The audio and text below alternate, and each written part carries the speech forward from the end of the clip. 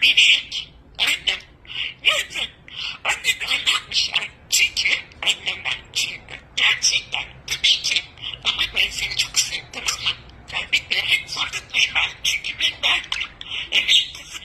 Anne. Anne. Canım, Nasıl güzel. çok güzelsin. Çünkü Bir tanesin. çok seviyorum anne. Ben de, Çok seviyorum.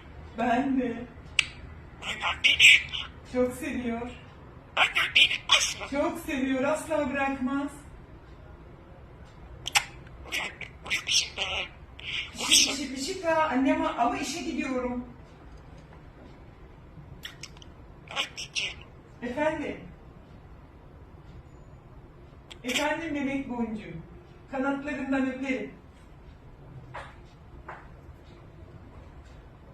Ne çok tatlı bir çocuklar. Evet çok özledim anneciğim. Annem güzelmiş. Annesinin güzel ol. Anne. Neyse. Bu çıkarma.